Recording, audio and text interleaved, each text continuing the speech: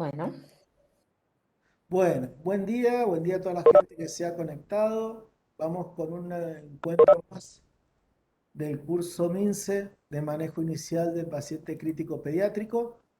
En la ocasión de hoy vamos a escuchar a la doctora Mercedes Argiró y nos está acompañando amablemente Eduardo Sánchez también. Mercedes es médica pediatra, intensivista pediátrica de, de nuestro servicio, y Eduardo, endocrinólogo también del Hospital Rawson de la provincia de San Juan.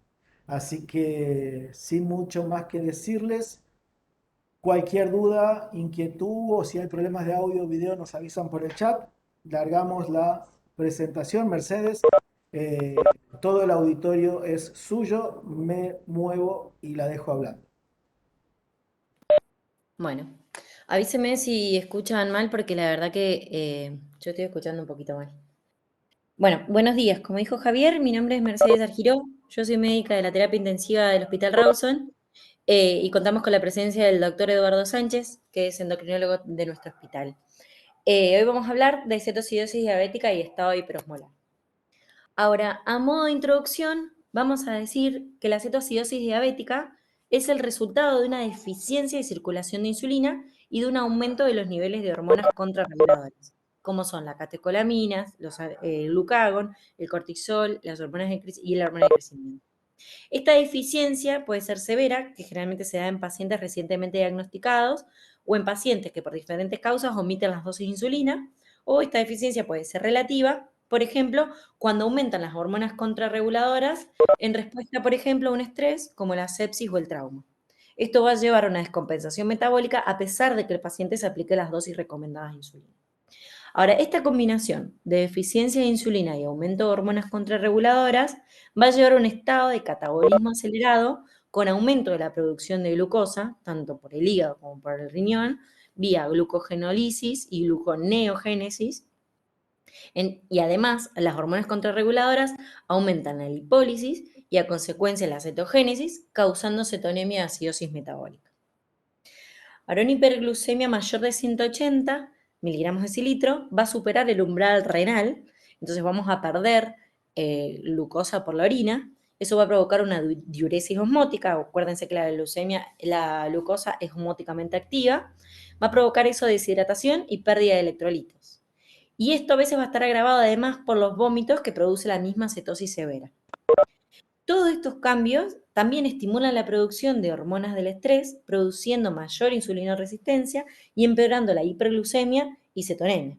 Ahora, si este ciclo no se interrumpe con la insulina exógena, fluidos y electrolitos, se va a producir una deshidratación severa, fatal, y una acidosis metabólica fatal también. Ahora, viendo la gravedad del cuadro, si no actuamos, viendo la gravedad del cuadro, si no actuamos, claro, lo que tenemos que hacer es conocer con claridad esta complicación metabólica. Ahora, ¿cómo definimos la cetocidosis diabética? La vamos a definir con criterios bioquímicos. ¿Cómo se define? Con una glucemia mayor a 200 miligramos por decilitro, con un pH menor a 7,30 o bicarbonato sérico menor de 15 y con cetonemia mayor o igual a 3 milimoles por litro o cetonuria moderada o severa. ¿Sí? ¿Todos hacen cetoacidosis diabética? No. ¿Quién tiene riesgo? La verdad que predecirlo no es fácil predecirlo, pero ¿quién tiene riesgo de padecerla? Depende si son pacientes recientemente diagnosticados o con diagnóstico previo. Los pacientes recientemente diagnosticados menores de 2 años tienen mucho más riesgo de padecer una cetoacidosis diabética que los otros niños. Un diagnóstico erróneo también lleva, o un inicio tardío del tratamiento lleva a tener más factores de riesgo para producirla. Un limitado acceso al sistema de salud, factores sociales, factores económicos.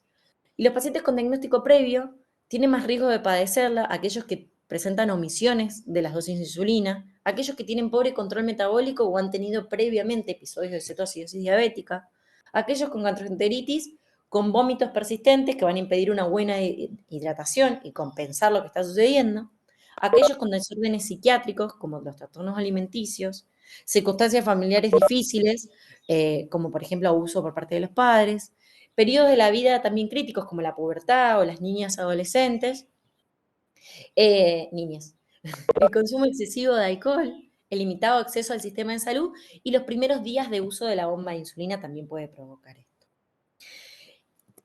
Ahora, la presentación clínica va a variar dependiendo de la duración y la gravedad de la enfermedad que estamos cursando. Según haya podido o no mantener la ingesta de líquidos del paciente y la ingesta de electrolitos y de consumo de alimentos antes de llegar a la atención médica.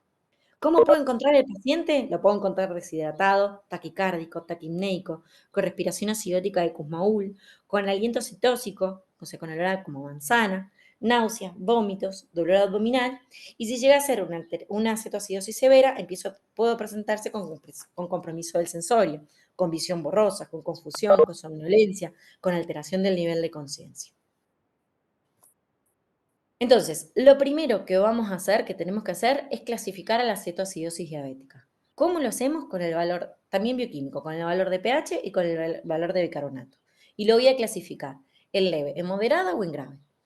Una cetoacidosis leve es un pH menor de 7,30 para tener la definición, pero mayor a 7,20 y o un bicarbonato entre 15 y 10. Moderada es con un pH mayor a 7,10 pero menor a 7,20, con un bicarbonato de 10 a 5 y grave, una cetoacidosis grave va a ser aquella que tenga un pH menor de 7,10 y un bicarbonato menor de 5.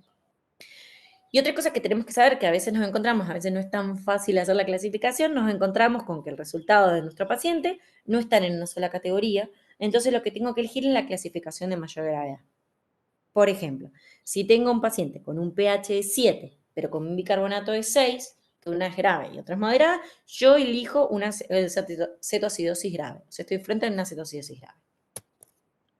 Los criterios de ingreso a la UCI, las guías HIPAA dicen que son los pacientes con una cetoacidosis severa con riesgo a padecer edema cerebral y las guías del Garrahan lo que hacen es clasificar cuáles serían los pacientes que tienen riesgo, criterio de ingreso, que son aquellos menores de 2 años, aquellos que tengan entre 2 y 5 años con una cetoacidosis severa o que tengan al menos 2 criterios menores de edema cerebral, por ejemplo, cefalea, vómitos, letargia, una diastólica mayor de 90. Aquellos pacientes que estén en shock, con depresión respiratoria, con un diagnóstico claro de edema cerebral, aquellos con insuficiencia renal aguda, con oligoanuria o compromiso hemodinámico de la conciencia que no mejoraron luego de la expansión con solución fisiológica, aquellos con insuficiencia renal aguda con oligoanuria e hipercalemia, porque no va a ser tan fácil de manejar esa hipercalemia, o aquella cetoacidosis severa que no ha mejorado tanto clínicamente o en laboratorio luego de 4 horas de un tratamiento adecuado. Esos tendrían criterios de ingreso a la terapia. Bueno, adentrándonos en el tratamiento, tenemos que saber que hay dos premisas importantes que cumplir en el tratamiento.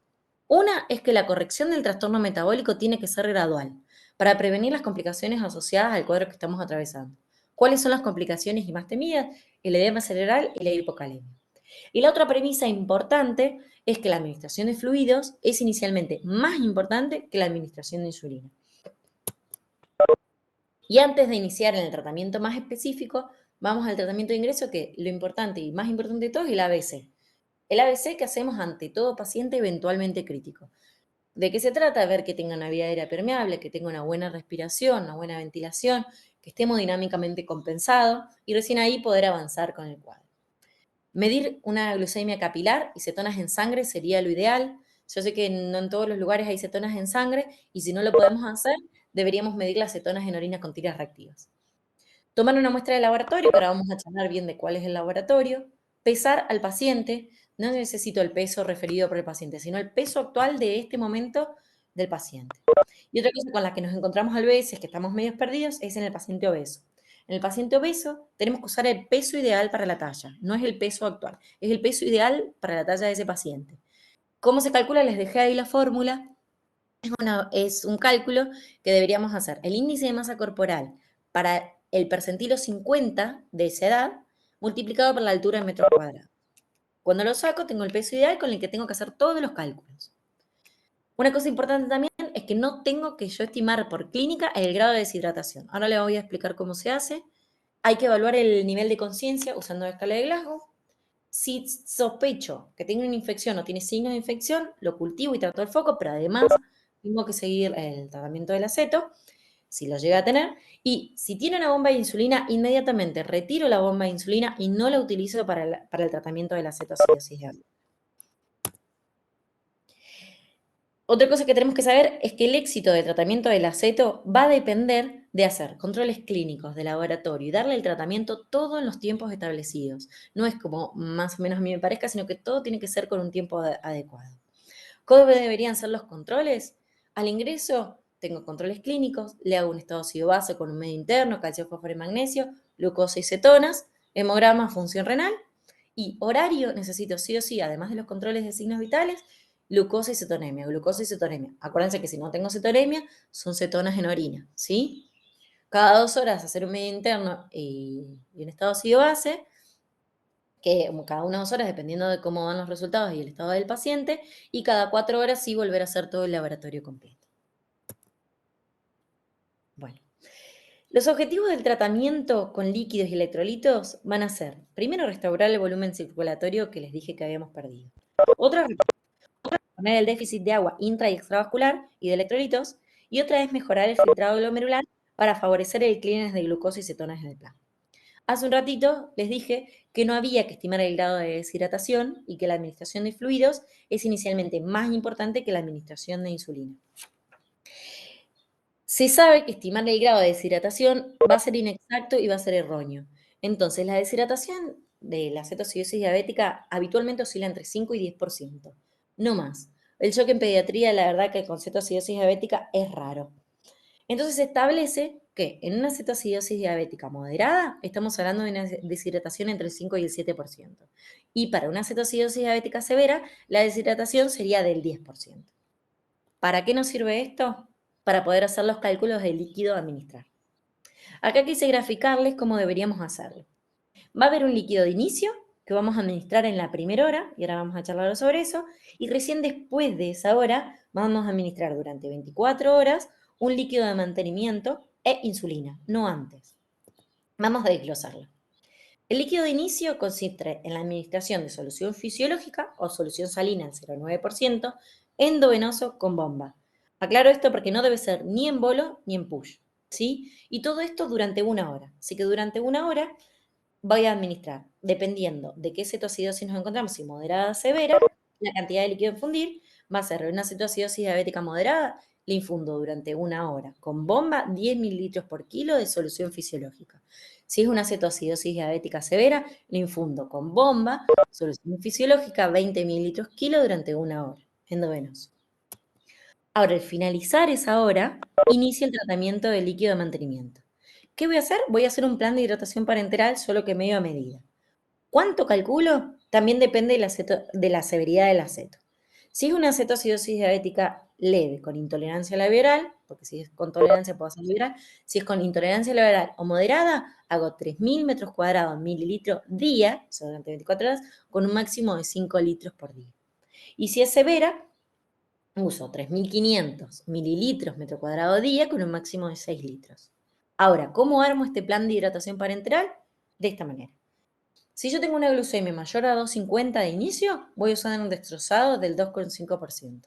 Si mi glucemia es menor a 250, uso un destrozado del 5%. También este plan de hidratación le vamos a poner sodio, pero esto va a depender del sodio corregido.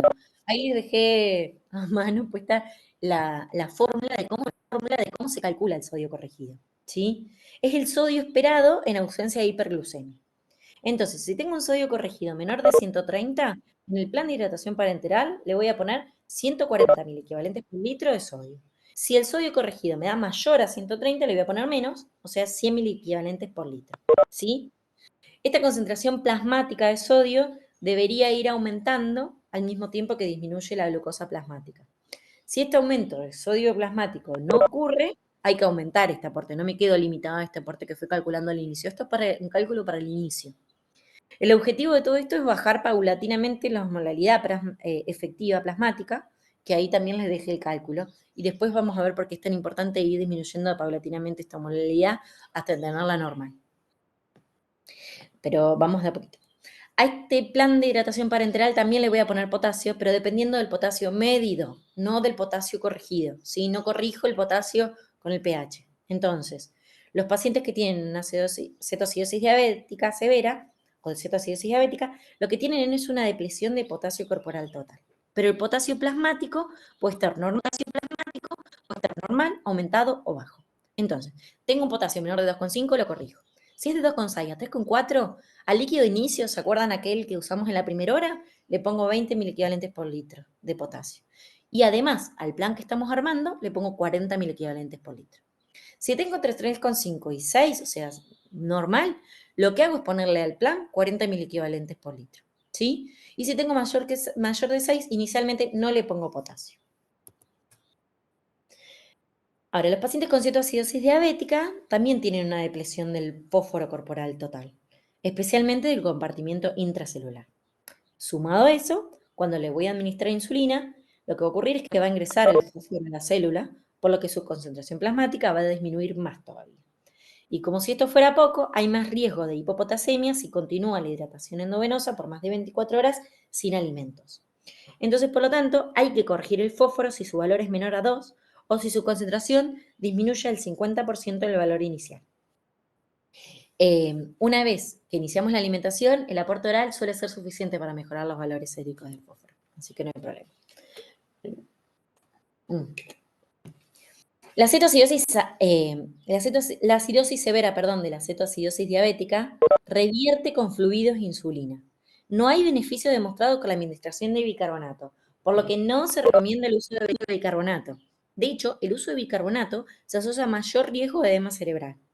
Así que por más que sea tentador, no le vamos a administrar bicarbonato. Solo se podría usar bicarbonato en acidosis severas, o sea, un pH menor a 6,8, con un compromiso de la contractilidad cardíaca. ¿Sí? Y en cuanto a la insulina, se recomienda iniciar su administración 1 hora después de haber comenzado con los líquidos de inicio. La administración precoz de insulina aumenta el riesgo de edema cerebral, así que eso es importantísimo. Podemos utilizar tanto la insulina corriente como análogos de insulina rápida, como son las párticas, la glulicina, la lispro.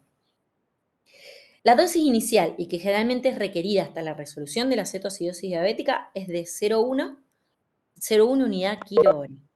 Y lo que buscamos, lo voy a poner acá, perdón, lo que buscamos es un descenso de glucemia que no sobrepase los 100 miligramos decilitro hora de glucemia, ¿sí? Ese es el descenso parejito que deberíamos tener.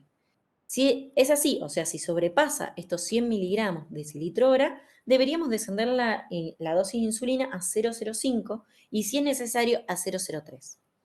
Los nenes mayores de 5 años suelen ser más sensibles a la insulina, así que en ellos suelen ser los nenes que utilizamos dosis más bajitas, que es lo que podemos llegar hasta 0,03 unidades kilo hora. Si la glucemia baja a menos de 200 miligramos decilitro antes de resolver el cuadro de cetoacidosis diabética, lo que tengo que hacer es aumentar el flujo, no disminuir la insulina, sino que aumentar el flujo de glucosa del plan y debería reevaluar el tratamiento también. O sea, ver qué dosis de insulina le estoy dando realmente, cuál es el aporte real de líquidos que le estoy dando y ver cómo están funcionando las vías de acceso venosos.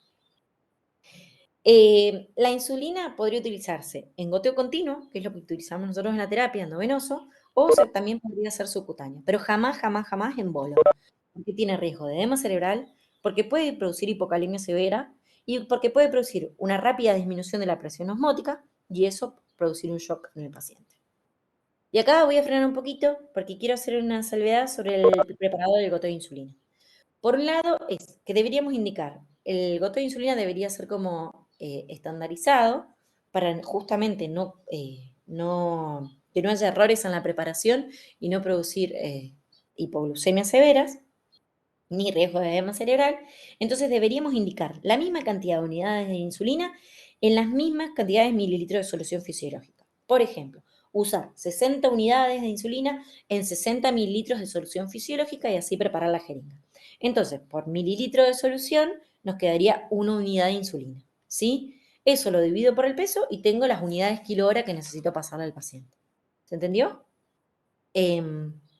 Otra cosa importante es cómo lo prepara enfermería al goteo de insulina.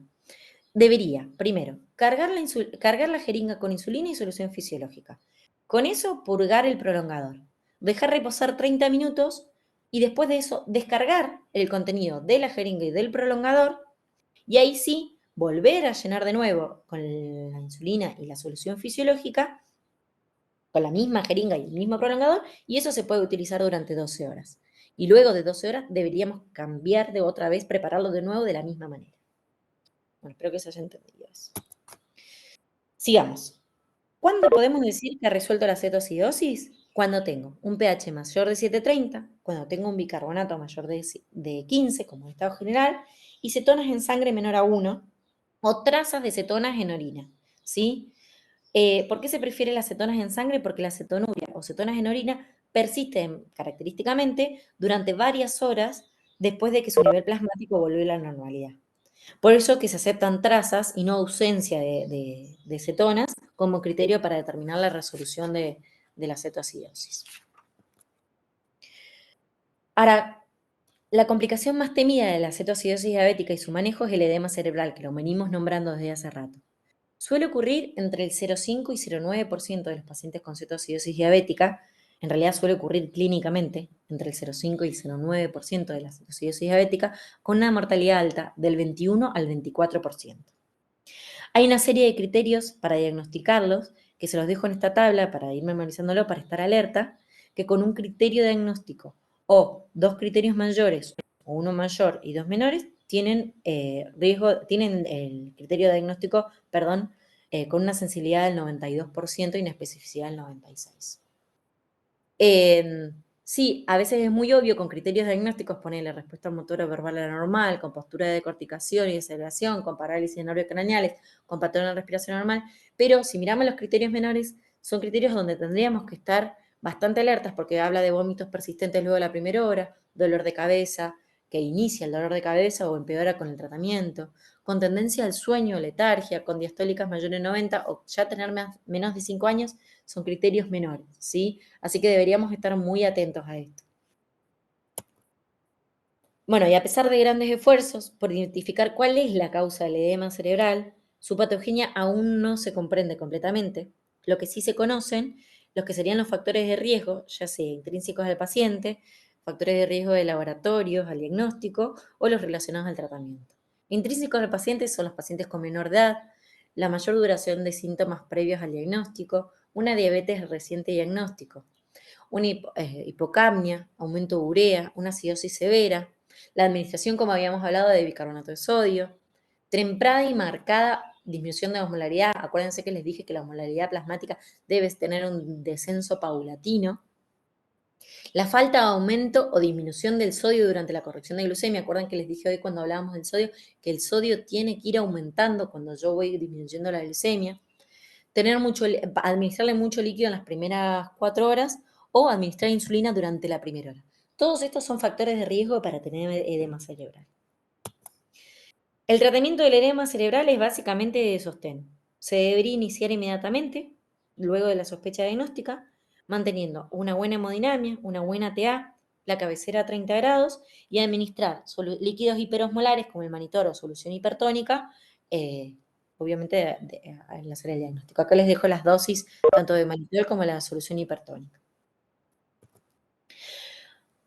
Otra situación con la que nos podemos encontrar no es una cetoacidosis diabética, sino que es un paciente que tiene hiperglucemia con cetosis, pero sin acidosis.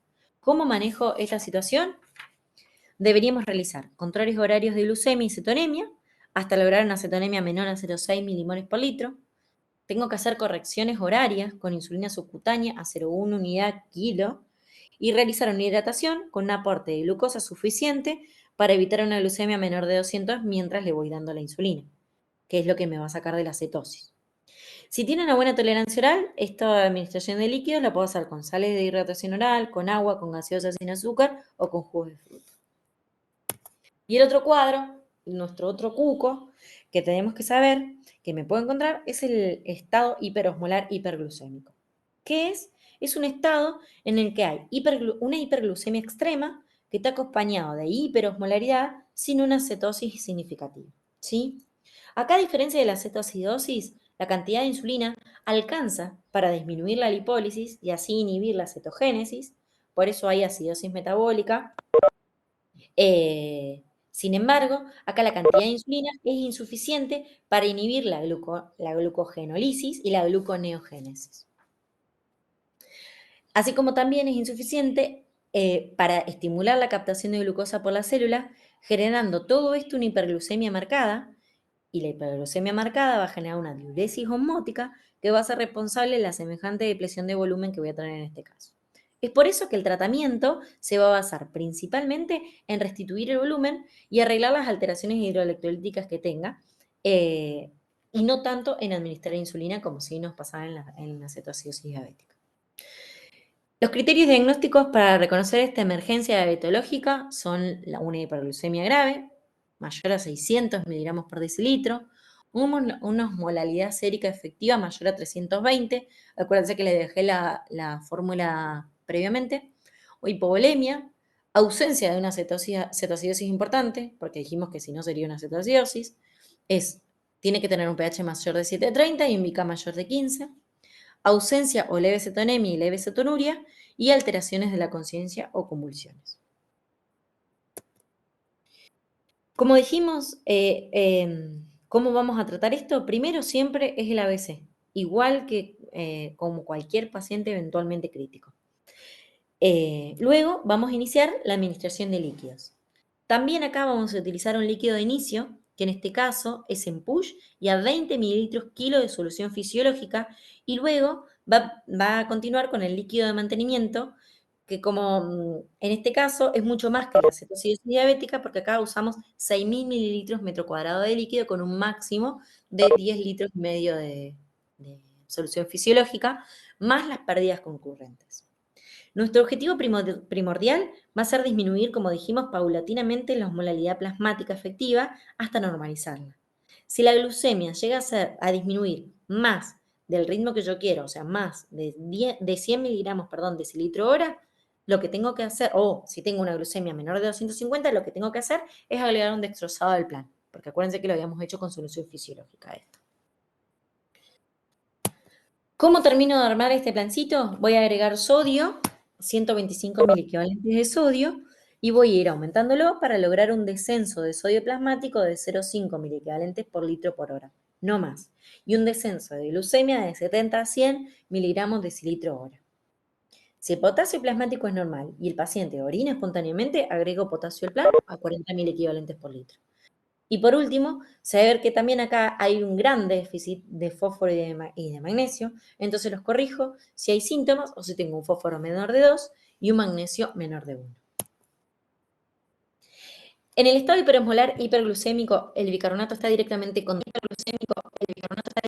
contraindicado. Se sabe que aumenta el riesgo de hipopotasemia y que empeora la llegada de oxígeno a los tejidos, así que acá sumamente contraindicado. La insulina es innecesaria al inicio del tratamiento. Con la administración de fluidos, la glucemia va a descender entre 75 y 100 miligramos decilitro hora. Con la insulina se puede producir un descenso más rápido, pudiendo provocar una brusca caída de la presión osmótica intravascular, provocando shock, riesgo de trombosis venosa e hipopotasemia aguda severa. Así que comienzo con insulina solo cuando la glucemia descienda a un ritmo menor a 50 miligramos decilitro hora, ¿sí? Acá lo primordial del tratamiento son los líquidos. De nuevo, el éxito va a depender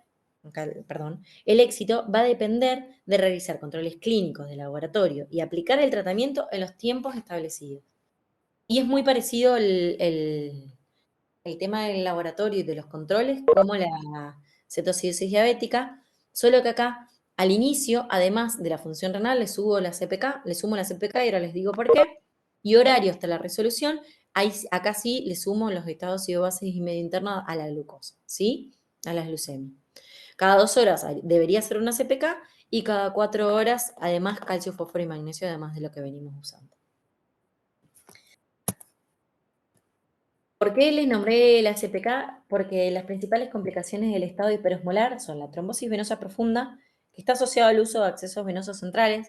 En la cetoacidosis diabética, en el estado hiperosmolar, se debería evitar el uso de accesos venosos centrales, la rhabdomiólisis y, por causas que aún no se sabe, la hipertermia maligna. Así que si tengo signos clínicos de rhabdomiólisis, debería pedir una CPK y debería ir controlando todo lo de la hipertermia maligna.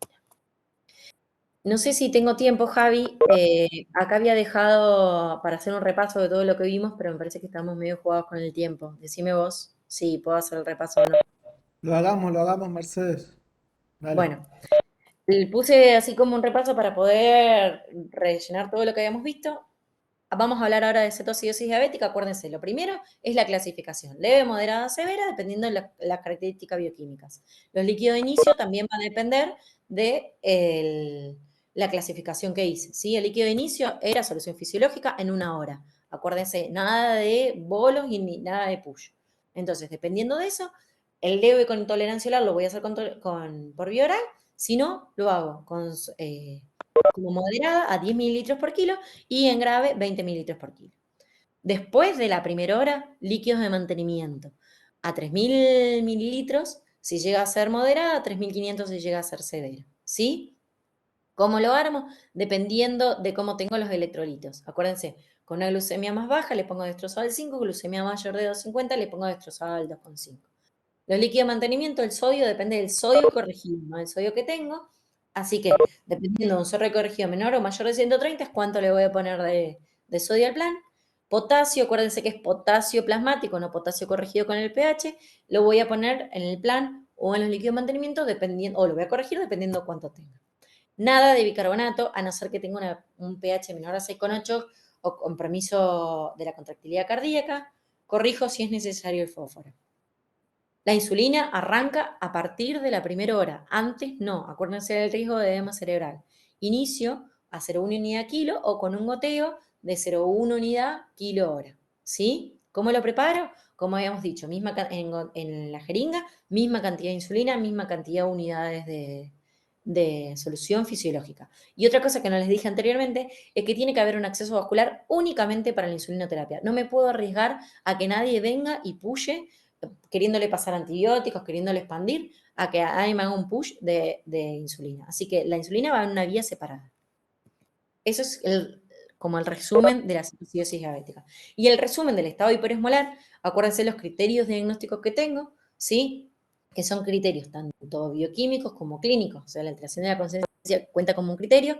Y acá es muy similar, empiezo con líquidos de inicio, pero hago una expansión. En push, nada de 1 hora, expansión en push a 20 mililitros por kilo. Después continúo con los líquidos de mantenimiento, que uso agua estilada sin destroza. Lo hago con 6 litros metro cuadrado, con un máximo de 10 litros y medio, y le sumo las pérdidas concurrentes. Le pongo 125 de sodio con 40 de potasio, si es que el paciente hace PIS. Acuérdense que es un paciente que va a entrar depresionado total de volumen, si no espero que haga PIS y después le pongo el potasio. Y los controles de glucemia los tengo que ir haciendo horarios, igual que el estado ácido base y el medio interno, y dependiendo del ritmo de descenso, es la glucemia que le voy a poner, porque acuérdense que acá lo que tengo que ir haciendo es un descenso paulatino. Si yo tengo un descenso hermoso entre 50 y 100 miligramos, continúo como estoy haciendo en el punto 2, sin insulina y sin dextrosa. Si el descenso es mayor, es de 100 miligramos por decilitro, agrego destrozado a estos líquidos de mantenimiento. Y si el descenso viene lento, que necesito como agilizarlo para tener un descenso óptimo, ahí le pongo el goteo de insulina. Recién ahí le pongo el goteo de insulina, cuando tengo el descenso que yo quiero. Bueno, la bibliografía que usamos son las guías ISPAD del 2018 y las guías de atención de práctica que sacaron el año pasado el Hospital Garrahan. Y les quiero agradecer por su atención.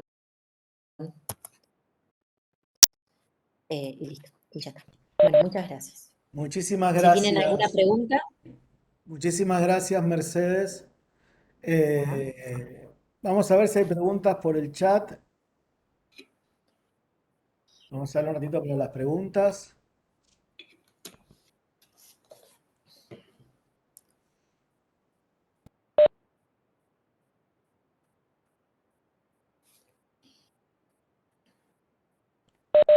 Eduardo, andabas por ahí, no, no sé si andas todavía.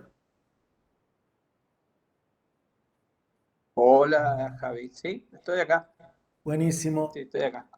Mira, eh, te cedemos la palabra. ¿Querés hacernos algunas recomendaciones puntuales para que no cometamos demasiados errores? Yo creo que el paciente diabético cuando ingresa, primero que es un diagnóstico muchas veces difícil, empezando que a veces se confunde mucho con el diagnóstico porque tiene muchos síntomas que pueden ser sugestivos de otras causas. Muchas veces los dolores abdominales terminan pensándose en cuadros quirúrgicos o la respiración de Kussmaul. Muchas veces en el invierno se piensa en cuadros respiratorios o por la edad. Últimamente estamos teniendo muchos debuts de niños muy pequeños, de año y medio, 2 años y 3 años, que justamente te hace pensar a veces en cuadros bronquiolares, respiratorios, y nunca pensarías que es una hiperglucemia. Entonces, como recomendación general, tener en cuenta que puede estar dentro de este diagnóstico, dentro de las dificultades respiratorias o dolores abdominales principalmente. En segundo lugar, la felicito, que debería ser el primer, a Mercedes por la charla que ha dado. Me parece que está muy claro todo lo que ella ha dicho. Las guías IPAP están para consultarlas y se puede consultarla en todo aspecto. La verdad que la cetoacidosis nos lleva a un tratamiento junto con enfermería muy activo, porque en función de los controles que vas haciendo, que es lo que mostró ella en esa planilla, es las decisiones que vamos haciendo. Y muchas otras enfermedades a lo mejor tienen arreglados horarios, mientras que acá es un tratamiento activo y muy continuo. Es muy importante lo que dijo otro puntito respecto a los volúmenes a utilizar. Dentro de la guía HIPAA existe para consultar la fórmula de Collier-Segar, que esa fórmula también nos dice en función del peso el volumen que debe usar. Es decir, que de esta complicación tan temida que se da en estas primeras 24 o 48 horas del edema cerebral en cualquiera de los dos cuadros, el volumen a pasar, siempre tener en cuenta que tenemos que hacerlo dentro de lo indicado y no pasarnos de volumen, teniendo en cuenta a veces que entra por una guardia o viene derivado de otro sector. Tener en cuenta y averiguar bien qué volúmenes ya se han pasado, porque es fácil, si el paciente llegó a la guardia y lo subo y ya está con criterio, yo puedo hacerlo. Pero si un paciente que ha pasado por varios lugares, hay que saber cuántos volúmenes se han pasado, porque entre los volúmenes, la acidosis, y si hay una acidosis severa, podemos tener una complicación cerebral en las primeras 24 con alto riesgo de mortalidad. Y el último comentario que me pareció importante de la cetonemia, que es algo que venimos pidiendo nosotros, porque el cuerpo cetónico en orinas ya pasa a ser un poco más de las normas más antiguas. Sabemos que está en cetosis si el valor es mayor de 3 milimoles, y que es normal si es de 0 a 0,5 la cetonemia. Si es de 0,6 a 1,4 se debe repetir, y se debe corregir si la cetonemia es entre 1,5 a 3. Nosotros hemos pedido tener la posibilidad de tener los aparatitos Optium que tienen para medir cetonemia en sangre, con lo cual con el gas te da una mayor rapidez de decisión en cuanto a si yo tengo que hacer algunos cambios. Eso es lo principalmente lo que quería comentarte en cuanto a la charla, que me pareció excelente. Acá tenemos algunas preguntas.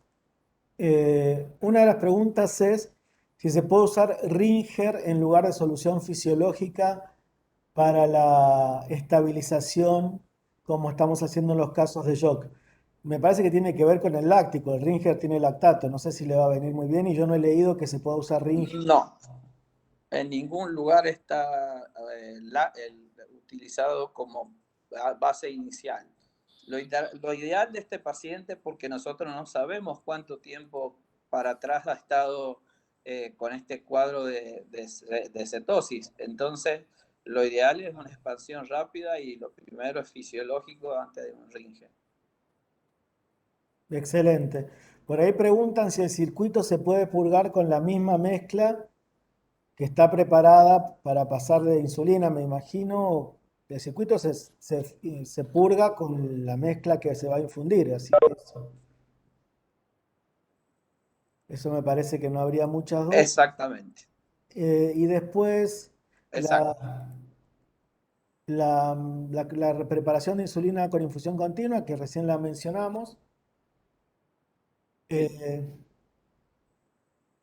Creería que este es un tema que por lo general requiere mucho repaso y hacerlo con el machete al lado todo el tiempo. Así que agradezco, Mercedes, Eduardo, el tiempo que se han tomado para compartir con nosotros. Y a todas las personas, les cuento que han habido más de 100 personas conectadas intermitentemente, así que ha sido con muy buena llegada. Muchísimas gracias a todos los que se han